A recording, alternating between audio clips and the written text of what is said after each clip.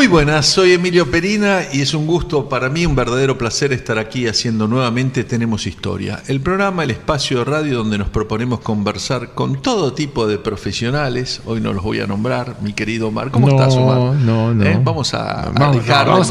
Vamos al grano. Aparte, sí. Que viene es un amigo, ¿viste? Ya ha estado un par de veces a lo largo de los... Estamos en el año 11 ya de Tenemos Historia, parece mentira.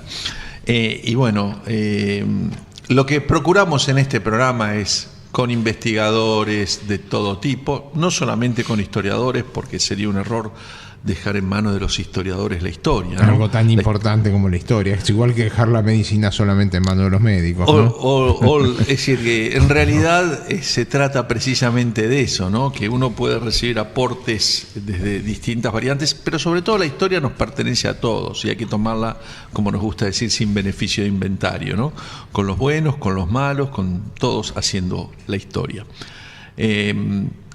Y si no nos sirve para saber hacia dónde vamos, por lo menos nos da una idea de dónde venimos, cómo llegamos a ser lo que hoy somos. Y si no sirve para ninguna de esas cosas, aprendemos algo, nos entretenemos un rato, ¿no? Mar, cada vez vamos pidiendo menos, pero ¿serán los años, Omar? No sé.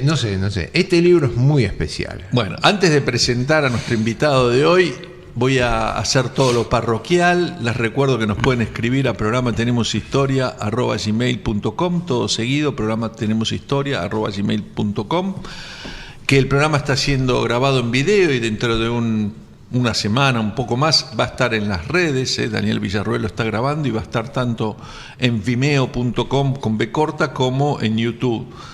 Y que yo estoy en Twitter, @Emilio Perina, para el que me quiera seguir, y que esperamos sugerencias, ideas de nuevos programas. El tema de hoy no es un tema que hayamos tratado, no. Y es un tema que, por un lado, se inscribe en la historia argentina, pero también en un proceso de la historia universal. ¿Cómo fue la Segunda Guerra?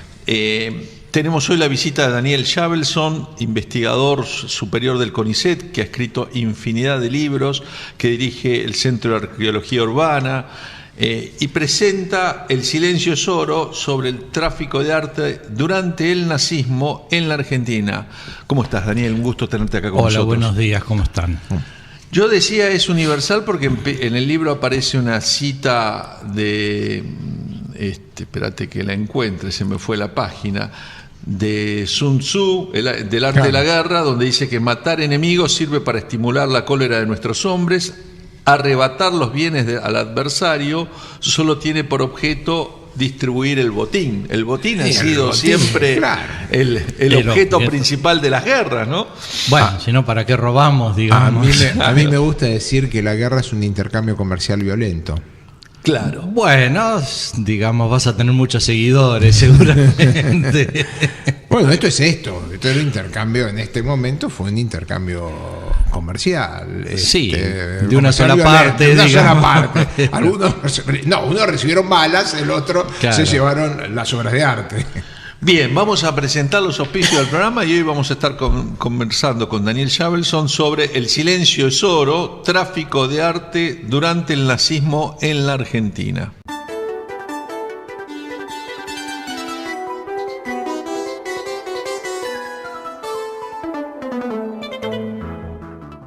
Bien, seguimos en Tenemos Historia. Como anunciamos, está con nosotros Daniel Shabelson. El libro se llama El silencio es oro, trata del tráfico de arte durante el nazismo en la Argentina. Lo editó Olmo Ediciones recientemente. Y hay una frase tomada del libro El coleccionista apasionado de Philip Bloom, de 2013, es este libro, que dice que el objeto más importante de una colección es el siguiente. Vos sos coleccionista, Daniel, ¿es así? ¿Lo sentís así? Bueno, mira, te voy a contar una anécdota. Porque sos coleccionista. Todos somos coleccionistas de algo, aunque sean potencia, pero, o siquiera de lo que coleccionamos lo que no podemos, es decir, el deseo. Sí.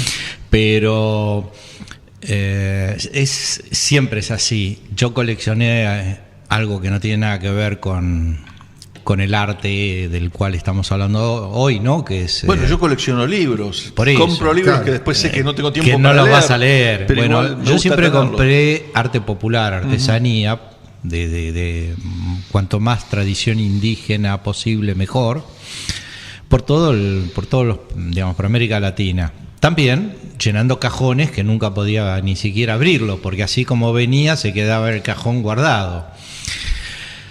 Y pues sí, todos somos así. Y la colección pasó ahora a un museo, el Museo Hernández de Buenos Aires, que tiene una hermosa colección de arte popular. Que dirige Felicitas Luna. Sí, que está realmente remodeló el museo, sí, y es irreconocible. Es un lugar hermoso. Hoy es un museo de primer mundo. Y aparte es un lugar hermoso, todavía tiene un potencial fantástico. Además se le quitó ese contenido que se le había tratado de dar a lo popular, sí, digamos, y ahora, bueno.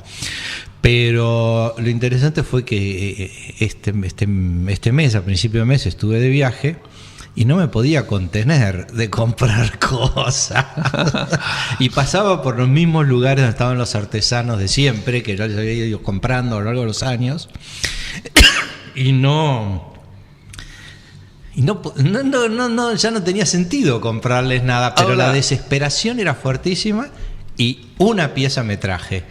Ah, mira. Una. Por supuesto, en otro viaje te hubiera traído 10 o 20. ¿Para qué la traje? Y digo, mira, bueno, así como me la traje por el placer de comprarla. Yo creo que los mayores enemigos de los coleccionistas son las esposas. No me cabe ninguna duda. Porque la primera cosa que uno ve cuando quiero comprar algo, digo, y estás planteando una cuestión de género que no creo, porque hay mujeres coleccionistas también. No, estoy hablando de las esposas. Pero porque tienen conciencia del problema que causa en la casa esa locura, sea coleccionar cajitas de cigarrillos o cuadros de Picasso. O vestidos. O lo que sea, o zapatos, o carteras de Louis Vuitton. Hay mucho coleccionismo. Bueno, todo lo que quieras, pero a tanto no llego, pero no, es que eso. Uno termina pensando eso. Pero llego a casa y cómo le explico que compré esto. Pero más allá de este aspecto que tienen los matrimonios para la gente casada, yo en este momento, por suerte, no tengo ese problema. Tengo otro. Otro comentario misógino, ¿eh? No estoy casado. También puede ser una suerte para esto. Para que la que le hubiera tocado. Claro. Bueno, las que han zafado. Te voy a contar un secreto para todo esto, pero conservarlo en secreto. Cuando vos traes la pieza nueva, vos tenés que ponerla en un rinconcito y callarte. Hago lo mismo. Después de 15, 20 días alguien te va a decir, y eso no, esto hace mucho, ¿viste? ¿Cómo no lo habías visto? Yo hago lo mismo.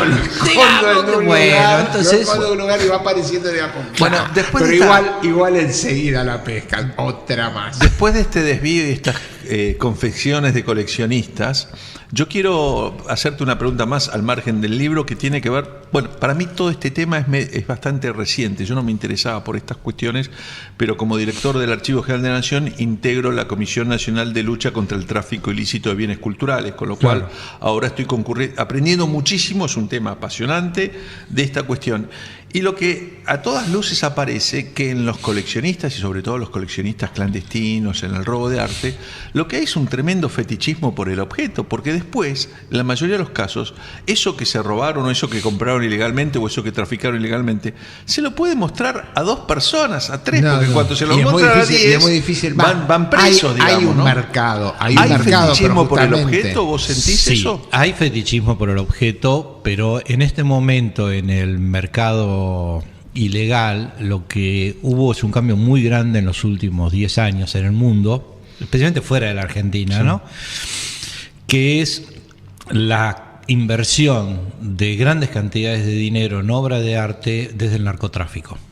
Uh-huh. En este momento los coleccionistas más importantes de arte son la nueva generación de narcotraficantes y de blanqueadores de dinero que van, pero esas obras, y te garantizo que son cantidades infernales de obras desaparecidas que no están en ningún lado, están en bóvedas en varios paraísos fiscales que tienen sus depósitos para obra de arte, donde están guardadas y no las ve nadie. Ni siquiera él. Están guardadas simplemente porque es más fácil guardar un cuadro de $10 millones que mide 25, claro, que además tenés que estarlos moviendo y trabajando, porque tampoco los podés guardar en dinero, los tenés que mover. Claro, el cuadro se valoriza solo si compraste bien. Claro, en el tiempo aumenta su valor, está estudiado según el tipo de obra, y eso es una cosa de 25 centímetros por 25 que está guardada en algún lugar. Dicen que Botero empezó así, que Botero empezó vendiéndole pintura, le compraba a los narcos, aparte le compraban, decían que valía $100.000, en realidad le pagaban 10.000, pero es claro, de ahí adelante Botero aparecía diciendo, mis obras valen $100.000, y ahí empieza es muy probable que lo hayan financiado y hasta impulsado. También está la historia de Frank Sinatra, digamos, ¿no? De decir, muchas veces invierte en arte. El cine fue una industria lavadora, el arte es un lugar donde se puede lavar con facilidad, como bien planteás. Mira, volviendo para atrás, el hermano de Botero está preso por diversos motivos, ¿no es cierto? Ajá. Y Pero el tema tiene muchas vueltas. Y dos cuestiones más que quería plantear antes de meternos en el libro, pero me parece que nos va a servir. El libro se ocupa del periodo del gobierno nazi, no solo de la guerra, sino básicamente en la contratapa vos hablás de los años 38 al 47 y la entrada de ese arte a la Argentina. Pero en realidad esta cuestión me parece que empieza estallando con la Revolución Rusa. Los rusos también se afanaron arte de lo lindo, los jerarcas de la Revolución, como también sucedió en Cuba, que hace poco está bien, pero el problema es que todo libro tiene que tener un límite de tiempo y de espacio. Porque lo que pasó en Rusia, porque ese es un tema que estoy trabajando ahora, lo que pasó en Rusia concretamente es que confiscaron el mayor coleccionista de arte impresionista y posimpresionista fuera de Francia, era un industrial ruso, si mal no recuerdo, Shurkin, algo así, que por supuesto cuando llegó la revolución dijo, no te puedes llevar nada, quedaron los cuadros, la familia viene reclamando desde hace un montón de tiempo, de hecho hace dos o tres años atrás iban a llevar la colección de arte postimpresionista, impresionista a Londres. Y ahí no la trajeron porque la familia podía quedarse con los cuadros. Bueno, pero no es el único caso. La familia se fue con diamantes. En esa época lo que hicieron es, la plata que tenían la invirtieron en joyas, la metieron dentro de los tapaditos de las niñas, pensando que a nadie los iba a revisar, y con eso subsistió Shulkin durante bastantes años.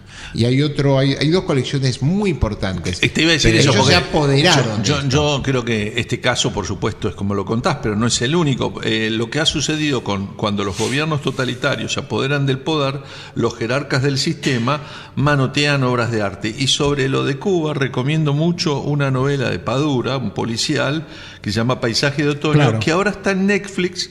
Lo pueden ver en Netflix, donde lo que cuenta es justamente esto, como un hombre muy reputado de la Revolución Cubana, lo que hizo fue entrar a las casas de los cubanos que se iban a Miami y denunciaban, de 10 obras de arte, denunciaban 2 y se robaban 8 que las vendían en los mercados negros de todo el mundo, ¿no? Que eso... Bueno, eso es lo que pasó en Alemania también con el arte degenerado. Por eso, el arte algunos cuadros los quemaron, pero muchísimos cuadros sacaron en Italia también pasó en algún momento con el fascismo, es lo que cuenta Margarita Sarfati, etcétera, etcétera. Claro, lo que en este caso resultaba interesante, que por eso el libro tiene un límite concreto en el tiempo, ¿no? Por supuesto, eso, que es que todo lo que pasaba en Europa durante la segunda, desde que empiezan los prolegómenos de la guerra, digamos, las persecuciones, los campos de concentración, etcétera, hasta que cuando se desata la guerra y el saqueo es sistemático, una cosa es lo que pasa allá, que realmente no es que no me preocupa, pero no es tema de mi investigación, sino qué es lo que nos pasa a nosotros acá con todo eso. ¿Cómo fue posible que gran parte o una parte importante de las obras robadas en Europa, especialmente Europa Oriental, llegaran a un continente que no entra en la guerra, que es América Latina, llegan acá a la Argentina, que es el último país digamos, del continente, llegan acá y acá son lavadas, son blanqueadas, le decimos ahora, para construirle una nueva genealogía, una nueva historia, que aparezcan nuevos dueños y poderlos vender en el mercado internacional. Es decir, había que quitarles eso estigma, de que fueron estigma. robados o que fueron sacados de algún lado o que fueron comprados por la fuerza, la violencia, ¿no es cierto? Y bueno, entonces el libro lo que cuenta es la historia de este proceso. Esta triangulación, una triangulación. Exacto.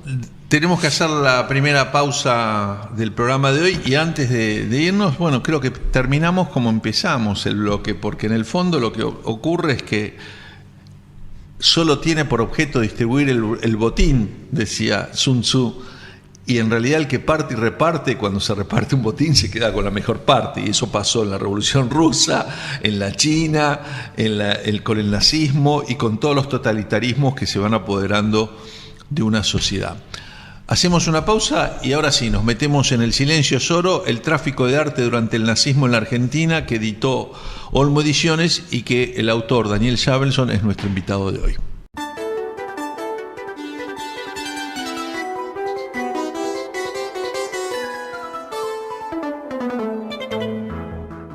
Seguimos en Tenemos Historia. Hoy estamos conversando con Daniel Shabelson sobre El silencio es oro, el tráfico de arte durante el nazismo, editado por Olmo Ediciones. Y bueno, antes de ya metiéndonos en el libro, quien vaya a leer este libro no está de más que vea la película Operación Monumento, ¿no? La que muestra cómo parte del ejército aliado se dedicó a rescatar o tratar de salvar obras de arte que estaban en manos del nazismo. Y si vamos a ver a películas modernas, La Dama de Oro. La Dama de Oro. Porque eso razón. también, escúchame una cosa, ¿cómo es que puede recuperarse un cuadro que era fehacientemente de tal familia, que fue robado del año 40 y que recién el juicio se lo otorgan en el año 2000 y pico? Porque hubo un movimiento, y le habían negado varias veces. Si ustedes recuerdan la película, la descendiente no tiene ningún interés porque venían reclamando, pero hubo familias en Holanda que de hace 30 años, hacía 40 años que venían reclamando las obras de arte que les habían robado los nazis y no había interés de devolverlas. Fue justamente después, durante el gobierno de Clinton, que tiene un fuerte apoyo de la comunidad judía, y la comunidad judía es la que lo presiona a Clinton para que por fin empiecen a recuperar estas obras. Y bueno, esta obra, este cuadro de Klimt se recupera gracias a que por fin hay una voluntad internacional de justificar estos robos, de hacer justicia con esto que se había robado. Te puedo contar que en el libro se citan unas cuantas familias que les pasó lo mismo, sí, que vinieron, se refugiaron en la Argentina, sí, durante la guerra, y que quisieron iniciar los reclamos a lo largo del tiempo, a medida que iban juntando las pruebas, y que la Cancillería argentina nunca les dio lugar y nunca los apoyó, a tal grado que tuvieron que irse, volver a los países que algunos estaban recién saliendo de la guerra, y lograron recuperar las obras y terminaron donándolas a museos, a los museos de los países que los ayudaron. Y la Argentina, que si la Cancillería hubiera puesto 5 centímetros de interés, sí, hoy nuestros museos estarían llenos de esas obras. Si mal no recuerdo, hubo una familia que hasta encontró la vajilla con sus iniciales acá. Sí, pero lamentablemente... Y no se lo devolvieron. No conseguimos... Está en el libro de Duhovny Ortiz sobre Eva Perón, una familia judía que llega acá y encuentra en una exposición la vajilla de plata de su familia con sus hologramas. Y no lo devolvieron. Daniel, bueno, veo por ahí que agradeces al Archivo Nacional de Estados Unidos. Después me vas a contar lo que los archivos te aportan en estas investigaciones. Pero el capítulo 2 se llama Una historia poco conocida. Contanos esa historia poco conocida. Me parece que va a ser el mejor resumen del libro. Mirá, lo que... Yo empecé a trabajar con esto hace muchísimos años. En realidad, antes de Internet, cuando en el año 99, mira, parece la edad de piedra ya, ¿no? Y son tan pocos años en la historia, un periodista inglés que estaba investigando esto, Peter Watson, que después consiguió meter preso a toda la plana mayor de Sotheby's, no por esto, sino por el tráfico de obras italianas, me trajo una primera lista y me dijo, es una persona a quien uno le puede creer, y me dijo, mira, todas estas personas parecería que estuvieron involucradas, o por lo menos comprando y vendiendo obras en Europa durante la guerra. Esa fue la primera pista.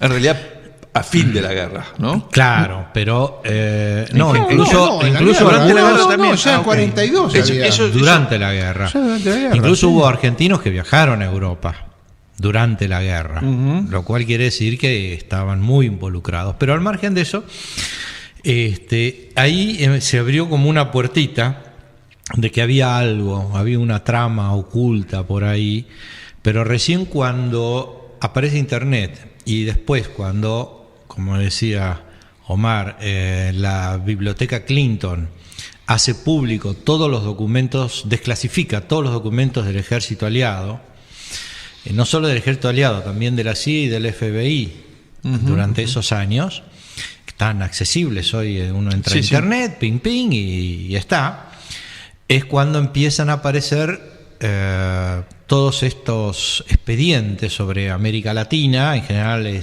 toman América Latina como un paquete y después subdividen por países, y uno busca en la Argentina y empiezan a salir listas de nombres y todos los documentos. Lo interesante es que cuando aparece un nombre y un apellido, al lado están los telegramas, las llamadas telefónicas, porque cuando ellos encontraban un nombre, le leían la correspondencia, hablaban con la secretaria, es decir, hacían el relevamiento completo de información, y esa información está hoy perfectamente accesible en Internet.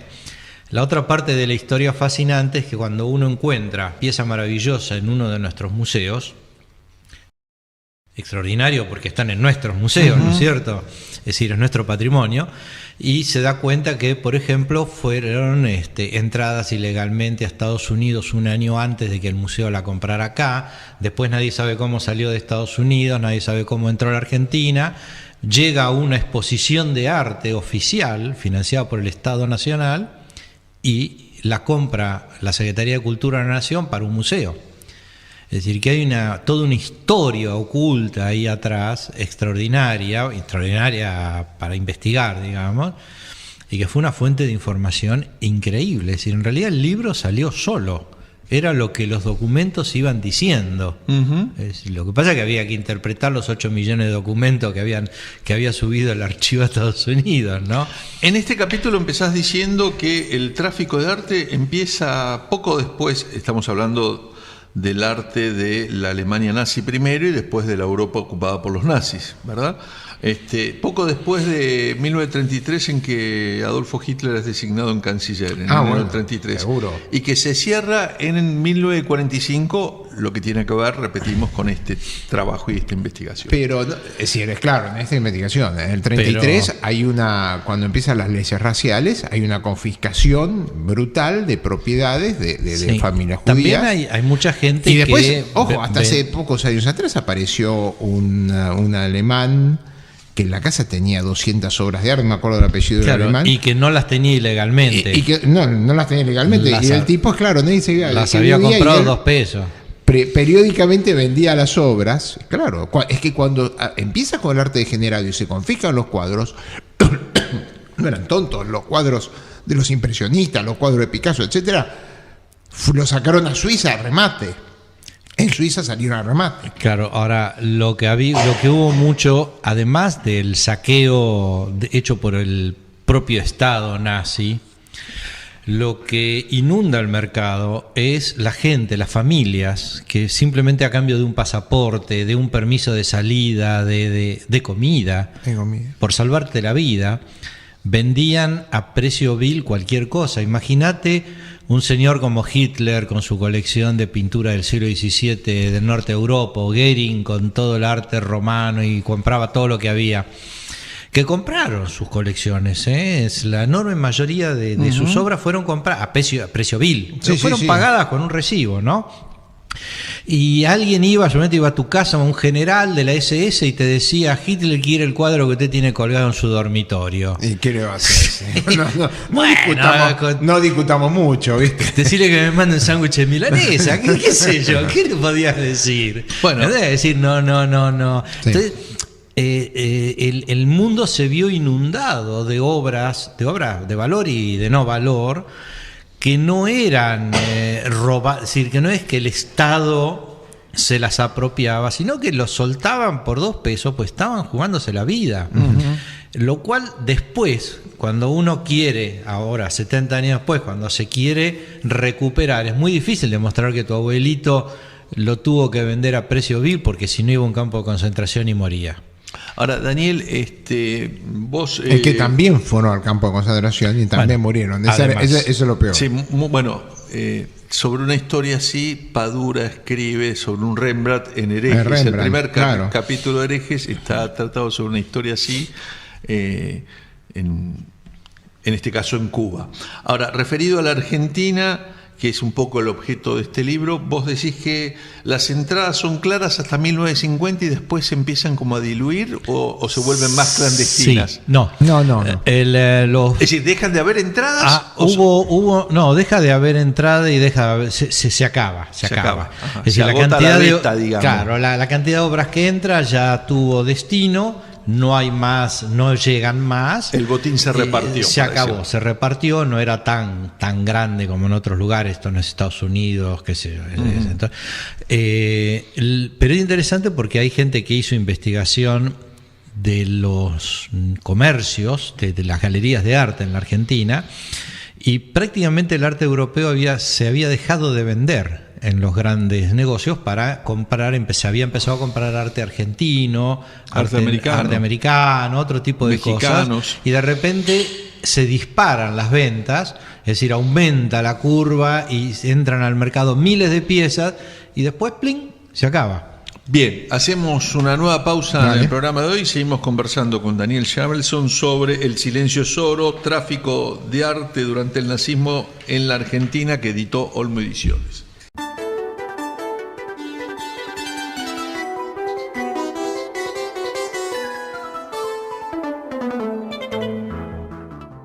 Seguimos en Tenemos Historia, soy Emilio Perina, les recuerdo que estoy en Twitter, @EmilioPerina, que nos pueden escribir a programa tenemoshistoria@gmail.com, todo seguido, sin ningún punto intermedio, programa tenemoshistoria@gmail.com, ahí esperamos sugerencias, críticas, ideas de nuevos programas.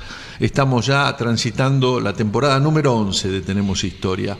El programa está siendo grabado en video y lo van a poder encontrar en las redes sociales, sobre todo en vimeo.com o en YouTube, y también, si no, nos pueden buscar a través de Facebook /Tenemos Historia, o en el Facebook de Olmo Ediciones. Y hoy estamos hablando de El silencio es oro, el tráfico de arte durante el nazismo en la Argentina, que editó Olmo Ediciones, y estamos con su autor, Daniel Shabelson.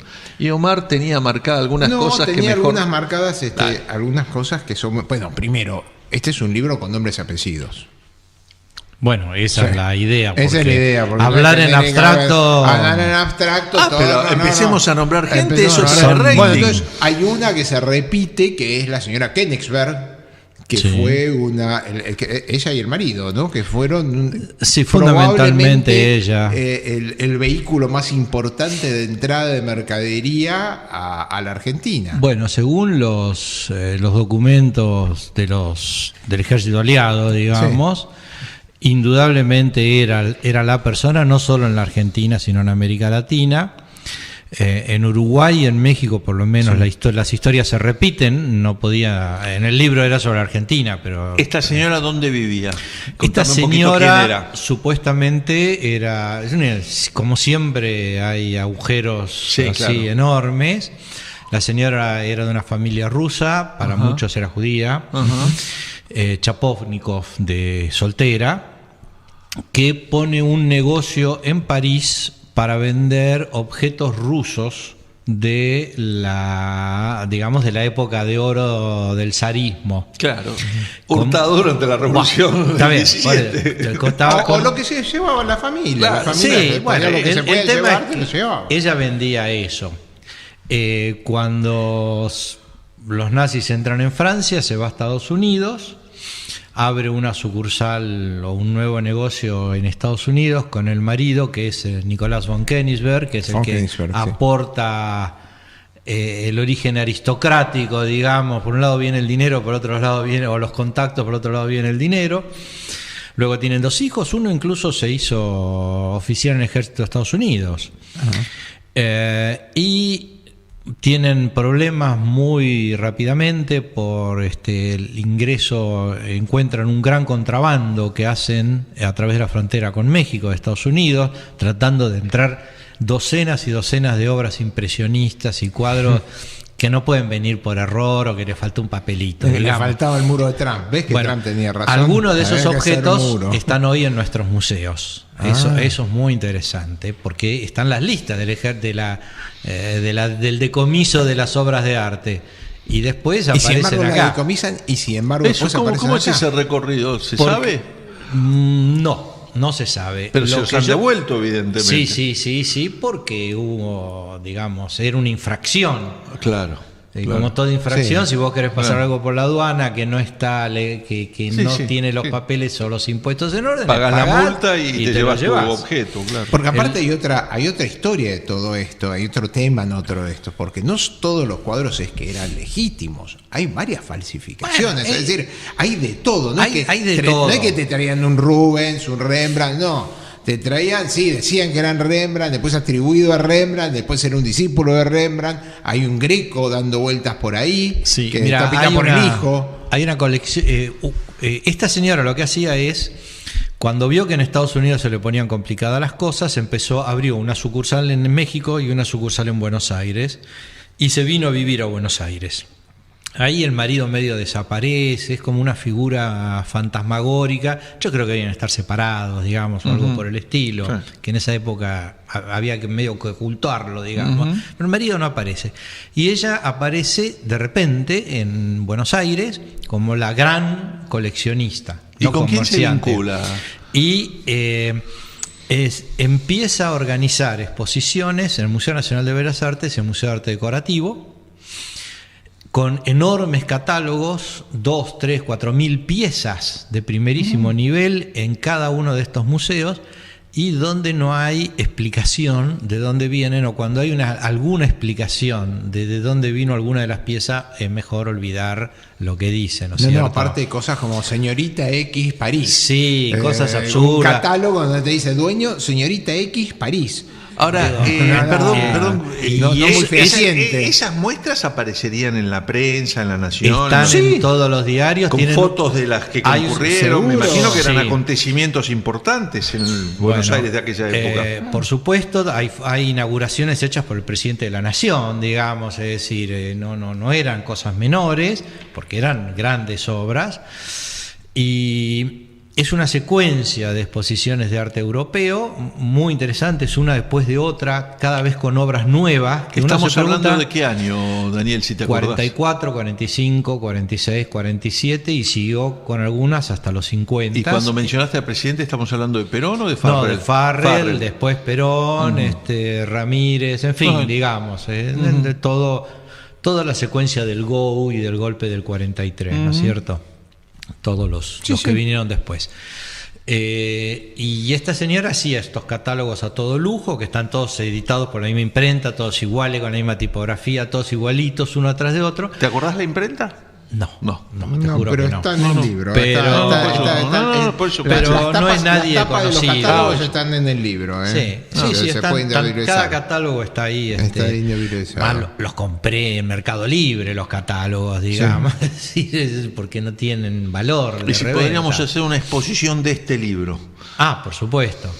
Y lo interesante es que le va construyendo a las obras una historia, porque en la primera exposición no te dice nada, en la segunda te dice cuadro expuesto en tal exposición, en la tercera cuadro ya tiene 2 exposiciones de escala nacional, avaladas por un país. Le va haciendo el pedigree. Entonces, lo van como blanqueando. Y entonces ahí ya se puede vender el cuadro. Hubo una... Aparte, sobre todo de Argentina, en esos países con fortunas legendarias.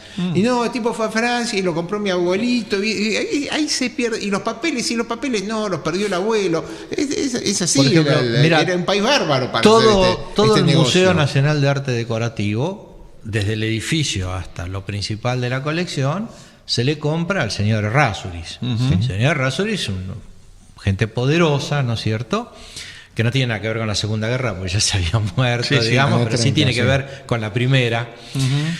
arma su gran colección de arte, tiene cuadros de millones y no hay un papel. Es decir, es un señor que si compraba un coche tenía un documento, si compraba una casa había una escritura, pero si se compraba un cuadro del Greco que valía más, no había un papel. Entonces uno dice, ¿cómo puede ser?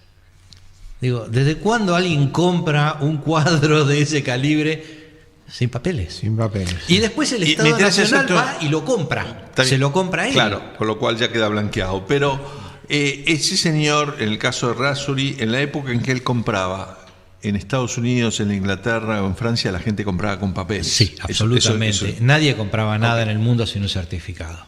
Incluso esta señora, cuando hace sus exposiciones y hay un certificado, lo pone. Lo destaca, digamos. Lo destaca. En algunos casos. Y sale más caro ese cuadro. Claro, pero en algunos casos. Pero los certificados, la historia de los certificados. Claro, no pudimos demostrarlos. ¿no? En algunos es una buscamos. Novela para escribir una novela. Y por ejemplo, la Asociación la Asociación Norteamericana de Museos tiene todos estos galeristas, toda la documentación, hasta las facturas de venta, y cuando uno busca cuál fue la relación con si vendió esa obra, el papelito y el certificado no aparece. Lo cual a lo mejor también es trucho. No lo sé, pero... Hay un temita que vos tomaste de las entradas, porque la aduana argentina tenía que... Claro, tiene que pasar por la aduana. No es como México que pasa por el río, cruza hacia otra cosa. Acá había que entrar al país, etcétera. ¿Cómo se simplificó este proceso de entrada de elementos? Mediante, dos mecanismos. El primero es que ella consigue que todas estas exposiciones se hacían a beneficio de Alpi. Sí. Eso es muy interesante. Entonces, en base al escudo de que eran obras que era una acción de beneficencia, digamos, le debían tirar un 1%, me puedo imaginar, sí, ¿no?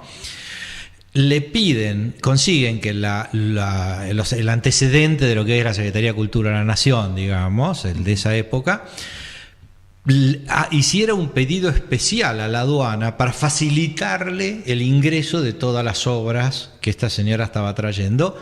Ojo que algunas de las cosas eran palacios desarmados, fachadas, las boiseries de interiores de castillos, vitrós, no estamos hablando de una cosita, digamos, estamos hablando de barcos, ¿no? Entonces consigue con esta justificación de la beneficencia que la aduana se lo permita. Ahora, ¿quién estaba en la aduana? Y ahí yo creo que Omar nos puede contar un poquito quién estaba a cargo de la aduana en esos años. En esos años era el señor Orlando Bertolini, que había sido cartero en Los Toldos y que se había casado con una hermana con Herminia Duarte, con la hermana de Vita. Y este hombre pasó a tener puestos ejecutivos hasta que terminó como presidente de la aduana o jefe de la aduana. Y bueno, director de la aduana, parece que de la forma facilitó la entrada de estas obras de dudoso origen. Bien, con este recuerdo a la vocación de los Duarte de acomodar parientes en el Estado y enriquecerse, nos vamos a una nueva pausa aquí en Tenemos Historia.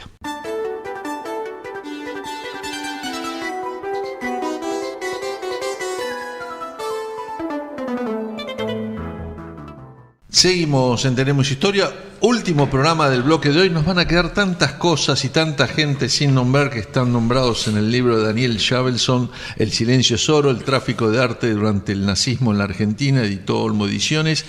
Y te quería preguntar, esta señora, esta galería o esta oficina de arte en Buenos Aires, ¿la tuvo hasta qué año? ¿En algún momento desapareció? Sí, ¿se murió acá? ¿Qué pasó? Sí, en realidad siempre fue como una especie de juego en el cual lo que hoy llamaríamos una galería de arte, es decir, un negocio que se dedica a comprar y a vender, una cosa absolutamente normal, estaba disfrazado de coleccionista. Entonces, estas mega exposiciones que hacía, no hubo nadie en el país que se compare con esas exposiciones, ni antes ni hoy. Perdón, ¿no hubo una exposición de Picasso, la primera exposición de Picasso? La del 37. Y no vendió Sí. ningún cuadro. Pero lo interesante es que después se descubrió que eran cuadros robados, pero no importa, robados en Europa. Así que menos mal que nadie se lo compró. Pero esta señora disfrazaba la compraventa de coleccionista privada, digamos. Pero en operó realidad en no Buenos lo Aires, era. para decirlo en estos términos. Operó en ¿Hasta qué época más o menos? Y mira, yo calculo, no hay papeles, es interesante, no hay documentos, no existe, como negocio no existió. Pero entrada y salida del país debe tenerla, señora. Claro, sí, pero tuve que encontrarlo a través de la aduana de Brasil, que además está accesible en internet, Perfecto. hasta claro. con foto de cada persona que Sí. pasó por ¿Y migraciones en qué año Brasil. pasó a Brasil la señora? No, 50 veces. Es decir, era una persona que viajaba, no te olvides que tenía 3 sucursales en el Pero continente. por eso, de la Argentina vos dirías que desaparece en el 60, en el sí. 55, No, en el 70. En los 60, lo que pasa es que ya era una mujer mayor. Sí, sí, por eso. En los 60 todavía está participando en exposiciones, prácticamente hasta los 70. Ahora después, bueno, muere y Listo. se acaba, O sea, digamos. me interesaba ese dato. Y el final de la colección y de los objetos. Y Omar no tiene sabemos. una pregunta, quería hablar de un tema que nos está quedando Bueno, colgado. es que hay un montón de temas.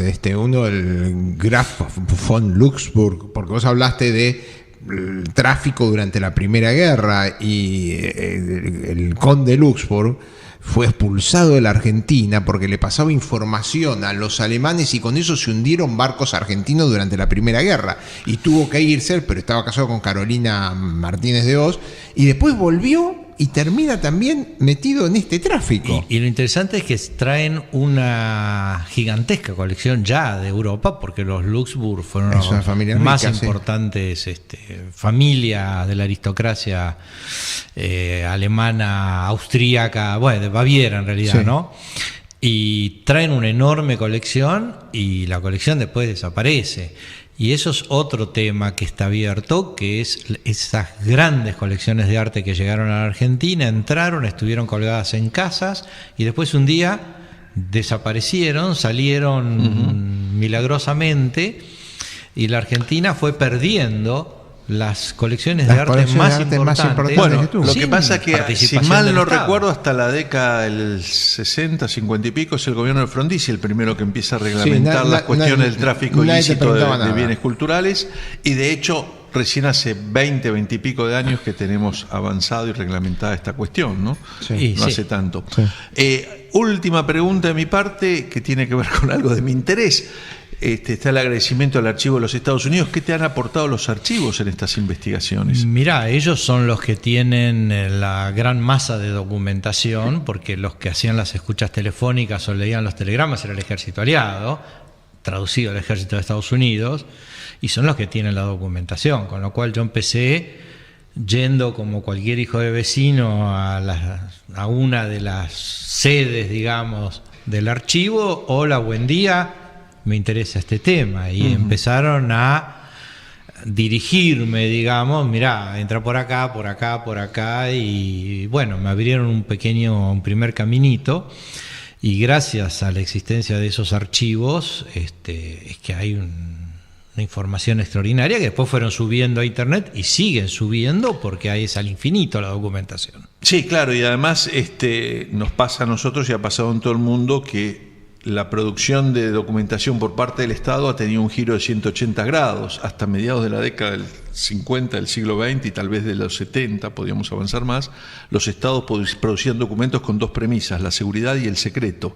Ahora es la transparencia y el libre acceso, con lo cual Sí. se van liberando cosas y van a seguir Sí. apareciendo cosas de este tipo. Pero seguro que van a seguir apareciendo cosas. Mira, en esta investigación incluso encontré archivos o partes de archivos que se suponía que habían sido quemados o destruidos hace no muchos años, y que de repente aparece un anticuario de San Telmo que te llama y te dice, mira, acá tengo media docena de libros del archivo de migraciones o de la aduana o de todos esos archivos que tienden a misteriosamente a quemarse, sobre o a todo los años que van del perderse. 37 al 46 es donde Claro, suelen faltar viste, ahí cosas en la desaparecen Argentina. y de repente te llaman y aparecen los papeles, es decir, que el que los tenía que destruir tampoco los destruyó, sino que los vendió. Entonces vuelven a aparecer y esto nos permite seguir investigando. Daniel, ya nos quedamos sin tiempo, pero me queda una última pregunta en la cual te pido cierta brevedad. ¿Pensás seguir trabajando este tema? Porque vos nos contaste que esta historia te apareció hace muchos años con un periodista inglés y que se te fue armando el libro. ¿Te quedaron cosas todavía? Mira, quedaron muchísimas cosas. Lo que cada vez queda menos es tiempo. Claro. Y uno, por una patología que todos o algunos tenemos, uno se va dedicando a otras cosas. Y en general a lo largo de mi vida no me gusta volver sobre el mismo tema. Entonces es como que bueno, eso ya está. El que quiera seguirlo cuenta con mi ayuda. Pero yo no creo, a menos que en algún momento me dé el viejazo total, que vuelva a seguir escarbando por ahí adentro. Es como que ya está, para mí fue suficiente. Además es bastante doloroso, te digo, porque uno se lo toma a veces hasta un poco en chiste, ¿no? Pero lo que nos pasó como país es doloroso. Bien, Daniel Schavelson, El silencio es oro, el tráfico de arte durante el nazismo en la República Argentina, editó Olmo Ediciones. Gracias, Daniel, por haber venido. Omar, ¿nos reencontramos la semana próxima? Vamos a estar acá. Los vamos a estar esperando aquí en Tenemos Historia. Pasen una buena semana.